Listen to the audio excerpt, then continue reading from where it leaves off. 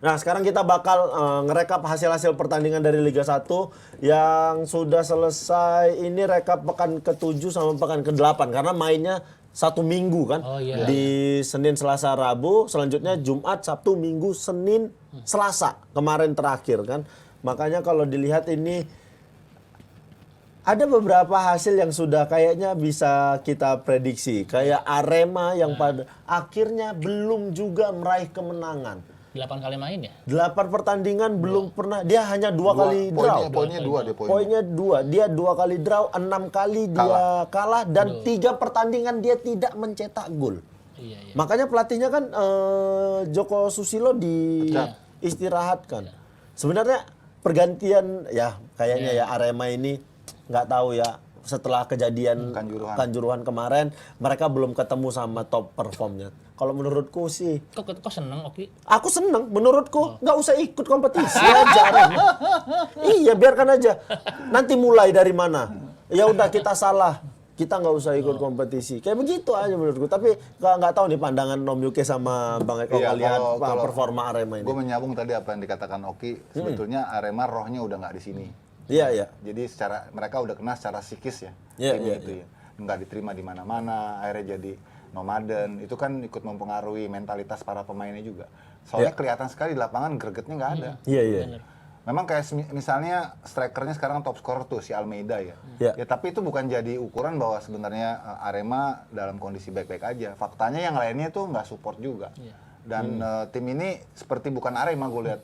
Nggak ada nyawanya, nggak ada rohnya, nggak ada gregetnya gitu. Tapi kemarin kan dia sudah diganti tuh pelatihnya, sementara kan Kuncoro kan karakternya. Nggak pengaruh. Ada perubahan nggak di permainan Arema? Nggak ada. Gue lihat nggak ada. Determinasinya nggak ada. Yang ngandelin sini aja si Almeida ini nih. Ini juga gol penaltinya lebih banyak daripada gol. Kalau kemarin dia lawan Rans agak sedikit mendominasi juga bukan karena jadi lebih baik, tapi Ransnya di bawah perform kemarin. Ya. Rans di bawah perform aja, menang. Rans menang. Berarti kan secara perform Aremanya jelek sekali. Ya kalau jelek sekali itu ya penilaian lah ya. Enggak, soalnya gini, tadi bener yang kata Om Yuke katakan ya. Dulu tuh image Arema di awal-awal kompetisi ya, sampai beberapa tahun lalu aja, itu kan jagoan Galatama, udah gitu identik sama supporternya kan. Supporternya fanatik. Sekarang kan mereka dapat simpati dari supporternya sendiri aja enggak, susah gitu. Jadi yang namanya pemain semangat apa itu ngaruh ya, itu hal-hal yang faktor X tapi ngaruh gitu, itu membuat sepak bola itu kan lebih menarik, itu nggak dapat di Arema tuh. Kan ini kayak layaknya tim biasa aja, tim biasa. Itu berarti bakal kesulitan Arema terus, Om Yuke. Kelihatannya gitu. Gue nggak lihat ada tanda-tanda mereka akan balik ya. Kalau situasi ini nggak cepet-cepet diambil alih gitu oleh orang yang berpengaruh, yang coba untuk mengembalikan Arema. Tapi sekarang mana ada investor yang mau datang ke Arema dengan situasi yang belum selesai. Benar. Belum selesai kan, masih banyak perdebatan, masih banyak demo orang yang nganggep bahwa Arema itu ya harusnya memang diistirahatkan harusnya gitu. Ya, karena masih banyak kan, masih polemik. Kemarin bahkan ada aksi dari itu dia. Sepeda ya. Siapa ya? Pak Madun atau siapa ya? Yang bersepeda dari Malang ke Jakarta cuman butuh selesai nih masalah Kanjuruhan, karena kita kan memang benar-benar sebagai pecinta sepak bola benar-benar belum tahu ujung dari kasus Kanjuruhan ini apa gitu. Karena angin dibilang tidak ada yang dihukum, hukuman tidak jelas, Aremanya tetap boleh main, tetap boleh ada pendukung walaupun tidak main di Malang. Ini kan menyakiti hati korban, terutama keluarga korban yang ditinggalkan 135 orang itu kayak udahlah gitu. Jadi gini loh, dulu kan klub kan ibaratnya kan klub perserikatan itu kan lebih kental ya primordialismenya, kebanggaan kotanya itu daripada klub Galatama kan. Tapi beda sama Malang. Ya. Orang-orang Malang itu lebih bangga sama Arema daripada Persema. Mungkin bangganya bangga, cuma mendukungnya kan lebih ke Arema daripada Persema. Ini kan kejadian luar biasa di satu kota ya. Kebanggaan semua bangga lah, Stadion Gajayana, aku tiap ke Malang sehari-hari Arema nggak main pun gampang lihat anak-anak kecil pakai baju Arema, om-om gitu. Tapi sekarang tuh beda kondisinya gitu loh. Kondisinya jadi klub yang merepresentasikan kebanggaan warga kotanya itu udah enggak. Gue pernah bilang di mana ya? Gue bilang Arema tuh kayak zombie sekarang. Ada tapi nggak ada. Gitu. Ada tapi nggak ada. Seperti nggak direstui semesta gitu. Benar. Kayak dia main kemana-mana. Kayak karena kayak musim lalu kan dia sempat kesulitan nyari stadion. Itu dia. Untuk jadi kandang kan. Karena gue juga menduga ini juga kalau nggak disupport sama pihak ketiga ya supaya Arema bisa eksis terus melengkapi jumlah 18 tim itu, mereka nggak akan jalan tuh, menurut gue ya. Karena investor mana yang mau masuk ke Arema dalam situasi kayak begini? Bener. Kalau dulu, wah Arema seksi. Kalau sekarang dijauhi orang. Kalau gitu. brand jadi kontraproduktif, Iya, bisa image-nya hancur. juga. Iya dong, kalau ada brand masuk orang pasti mikir, wah ini pada nge-support nih. Kayak begitu. Jadi serba salah sebenarnya kondisi Arema. Makanya tadi aku bilang, ya udah Arema udah nggak usah ikut kompetisi aja dulu. Sebetulnya buktinya gampang. Ini aja nggak ada logo Arema loh sini. Ini lebih Nggak ada logo Arema di sini. bukan. Ini lebih ke nggak cukup aja sebenarnya. Kalau sampai ke bawah-bawah Ya kemarin ada dicabut nih. nggak ada. Blas ini kalau ini memang nyari rusuh kalau yang ini. Ini ada papan klasemen sementara, boleh dilihat dulu klasemen sementara Liga 1 sampai pekan ke-8. Peringkat pertama itu kokoh ada Madura United. Nah, makanya nih Madura United ini kan musim-musim kemarin juga dia startnya bagus ya. Cuma tiba-tiba nggak konsisten. Padahal yang namanya Liga Indonesia itu kan karakter mau juaranya itu harus konsisten. Ini bisa jadi ntar Madura ini bakalan kebantu dengan sistem baru kan, nggak harus posisi pertama loh. Iya. Keempat saja, abis itu nanti baru sistem kompetisi turnamen. Atur ritme aja, endurance ya. Madura ini endurance, jangan sampai melorot banget. Sial-sialnya posisi 4 lah. Saya yakin Madura ini lolos kok ke empat besar. Lolos dia. Oke. Kalau dilihat ini Madura peringkat pertama, kemarin sempat Barito di peringkat pertama sampai pada akhirnya Rans menang terus dia ada di posisi kedua. Yang mengejutkan adalah Dewa United sekarang ada di posisi ke-11. Sempat mengejutkan di awal-awal kompetisi, 2 pertandingan awal dia menang, bahkan dia menang di Makassar. Makassar, betul. Ya, makanya, sekarang dia ada di posisi ke-11. Apakah sudah terbaca permainan Dewa atau sebenarnya gimana? Ada sindiran yang di medsos tuh bilang gini, vouchernya cuma sampai pekan ke-7. Nah, vouchernya cuma sampai pekan ke-7. Tapi kalau gue lihat memang mereka belum menghadapi lawan-lawan yang kuat. Kalau mereka tadi dikatakan Oki bisa menang di Makassar, itu karena apa ya, boleh dibilang sedikit ada faktor keberuntungan. 2 golnya itu bola mati. Benar. Tapi setelah mereka terakhir menang di Kediri, selebihnya mereka kesini rontok tuh, karena lawan-lawannya lumayan kuat kan. Itu baru kelihatan kualitas mereka tuh memang ternyata lawan Bali dia kalah. Tapi nyaris Terus menang di Bandung. lawan Barito yang lagi bagus, itu juga kalah. Terus lawan PSIS kemarin dihajar 4-1. Dihajar di kandang Jadi sendiri. baru sekarang dia ngadepin tim yang bagus gitu. Ya. Dan yang kedua, itu faktor individu pemain asing itu sangat berpengaruh kalau gue lihat. Tapi kan sebenarnya asingnya Dewa bagus-bagus. Iya bagus. Itu dia ketika mereka lagi drop mainnya, itu mempengaruhi stabilitas Jadi mereka. mungkin kayak tingkat ketergantungan ya. Iya, itu tinggi. Itu kan ngaruh termasuk ke tim. sama penjaga gawang si itu kan. Siapa namanya? Sony itu kan itu luar biasa itu. Dan lu perhatiin Egy yang jadi maskot ya sejak pertengahan musim lalu ya. Itu di sampai 8 game terakhir ini Egy itu 7 diantaranya tuh selalu digantikan. Tidak pernah main full. Tidak pernah main full. Padahal dia pemain yang paling mahal bayarannya. Iya. Jadi, oh iya emang paling mahal. Wah mahal di atas 4 dah. Waduh. 4 juta, aku bukan 4 M ya. Gi, lumayan Gi. Main lah bang ke rumah nih Gi, abis ini Gi. Nah itu juga jadi salah satu. Masih inkonsisten Egy. Iya. Mainnya, benar. Ada di satu pertandingan dia main bagus sekali, di pertandingan berikutnya dia tidak ketemu sama ritmenya. Masih seperti kalau itu. Egy jangankan dari pertandingan ke pertandingan, dalam satu pertandingan pun ya, kayaknya juga ada menit-menit di mana dia mulai kedodoran terus gitu. Ya itulah persoalan. Tapi ini yang menarik juga Barito di bawah asuhannya Coach RD. Seperti menemukan cara bermain yang beda. Luar biasa itu. Harusnya Bang Bes nih ke sini ya kan, tapi Bang Bes lebih memilih ke Persib. Iya. Luis Milla ditinggal sama Luis Milla. Gimana nih Bang Eko terkait Bang Bes? Bang Bes di mana saat ini Bang Eko? Lagi di apartemen ya Asia Afrika. Oh, nyaman dong dia. Tetap digaji dong dia sama Persib. Ya oke, tapi Bang Bes belum persetujuan ke aku. Aku belum minta ini. Enggak, coba aku sarankan sebagai seorang teman yang baik ya. Bang Bes, kalau pingin gajinya lancar dari Persib, Bang Bes jangan dulu dapat klub baru udah gitu. Walaupun yang deketin dia pasti ada, Jangan diterima lah itu. Oh, jadi kalau Persib ini kan pasti lancar gajinya. Benar. Selama Bang Bes tidak dapat klub baru. Iya. Tapi gitu memang ya? ini. Oh dia belum lunas ya gajinya ya? Belum. Dan pasti dibayar full. Ya, tapi kalau dipikir ini Persib ganti pelatih juga belum solusi. Gimana nih Bang Eko? Oh iya dong, ini kan transisinya ya. Jadi ini kalau misalkan ada yang membandingkan gaya dua pelatih ini kan beda ya. Kalau Wismia itu kan lebih ke flamboyan gitu. Kalau ini kan lebih pragmatis nih, Boyan ini ya. Dan memang nggak cukup dong tiga pertandingan pengen ada perubahan signifikan enggak gitu ya. Waktu lawan apa tuh yang nyaris menang tuh waktu di kandang lawan Bali United ya. Bali. Ya. Lawan Bali itu kan perlu diuji lagi sama pertandingan berikutnya dan terbukti nggak konsisten gitu kan. Ya, Jadi masih jauh lah. Mungkin kalau pengen lihat indikator Persib bangkit atau enggak ya ntar putaran kedua lah. Putaran kedua berarti. Masih ada keyakinan Bang Eko bakal ada perubahan di permainan Persib? Ini kita nggak bicara lagi keyakinan ya harus lah. Masa iya lihat Persib itu di bawah loh. Kedua dari bawah loh. Iya, Masa makanya iya? itu ada keyakinan Abang berarti atau memang harus yakin? Nggak, Kalau ngelihatin nggak, kalau melihat iya, Persib pasti. yang belum konsisten. Nggak, ntar pasti bangkit ya. Karena apa? Karena yang berkepentingan agar Persib naik ke atas tuh banyak.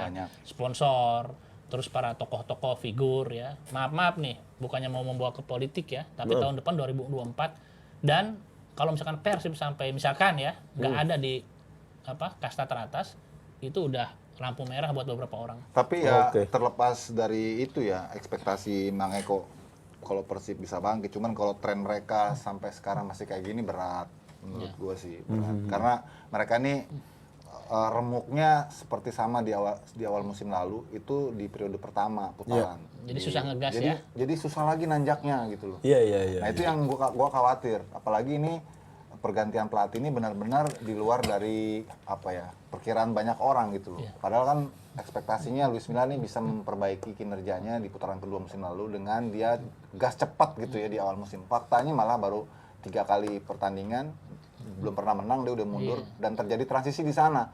Dan Luis Milla itu meninggalkan pemain-pemain yang mungkin sebenarnya nggak masuk dalam skemanya Hodak.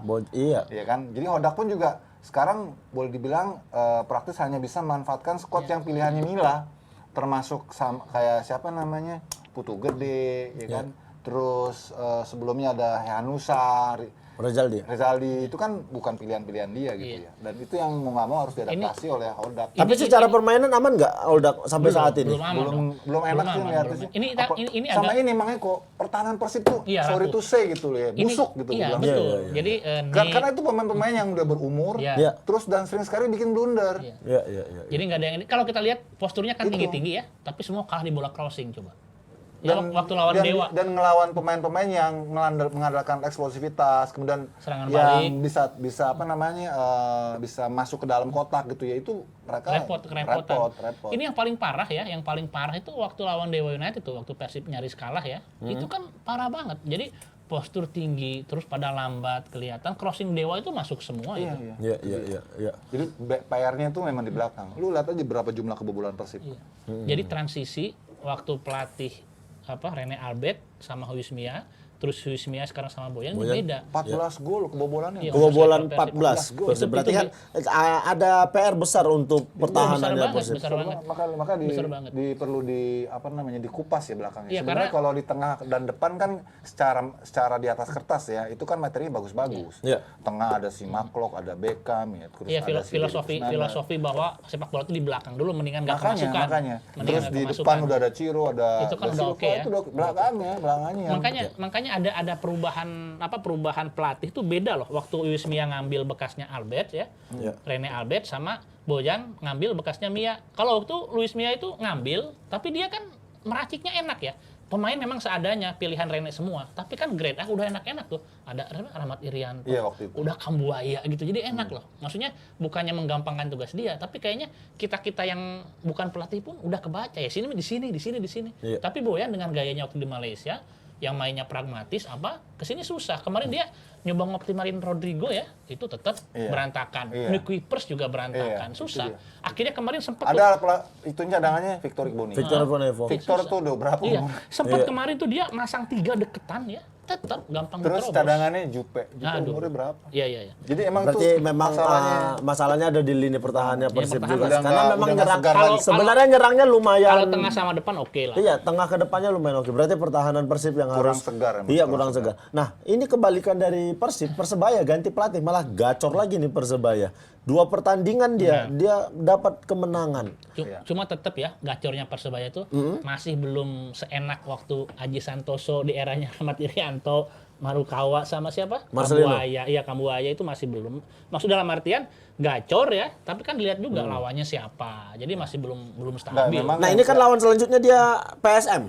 Nah jadi ujian nggak untuk Iya pelatihnya Persebaya? Pasti. Uston kan? Ujian sambil ngelihat emang bener nggak Persebaya itu udah bangkit Jadi apa? gini, sekarang itu yang dibutuhkan Persebaya bukan main yang bagus, tapi menang. Menang. Jadi Uston memberikan jawaban itu.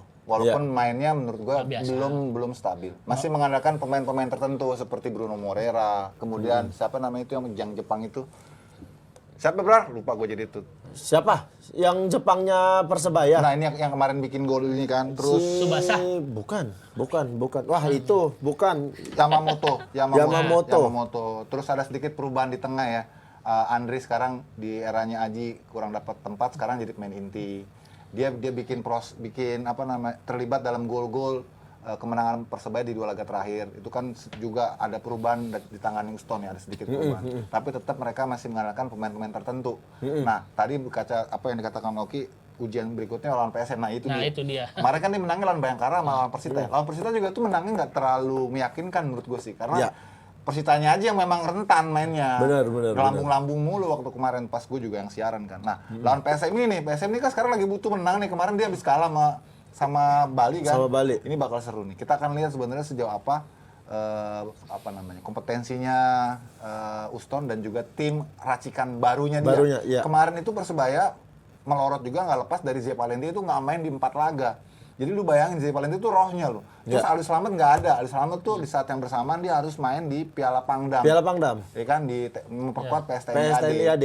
Jadi tengahnya itu kan lu Persebaya paling kunci ya. Ada Zé Valente, terus Rahmat Hidayat, terus sama si Ali Slamet.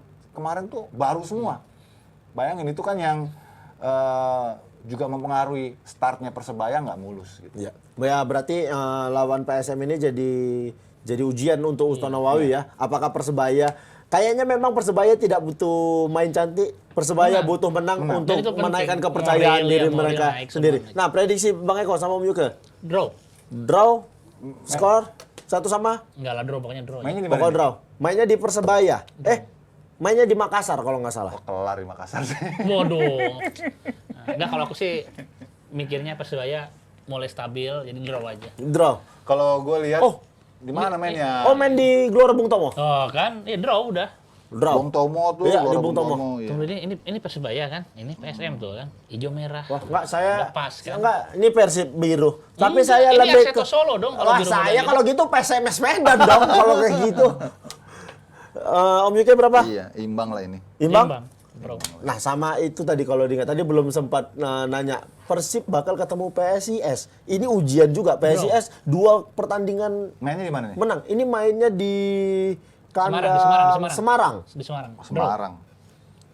Draw. Draw. Semarang kalau gue bilang. Draw. Bang Eko bilang Draw. draw. Om Yuke Semarang. Ingat ya, menang Semarang. Boboto nggak boleh nonton ke Semarang ya. Iya, Boboto. Bukan cuma Boboto, supporter manapun tidak boleh melakukan away. Om Yuke menang Semarang. Wah, saya menang Persib kali ini. Aduh. Menang Persib kayaknya Holdak udah mulai marah-marah di ruang ganti pemain. Kalian bikin malu saya. Jangan sampai saya dipermalukan lagi. Kita harus menang di pertandingan lawan PSIS. Kalau marah-marah kontraproduktif karena para pemain Persib ini semea. gitu. Iya, jadi nggak tahan dikerasin. Ya udah berarti Holdak gini. Saya minta maaf. Kalau di PSMS bagus tuh, marah-marah. Oh enggak, pelatih tackle di ruang ganti kalau pelatih marah-marah.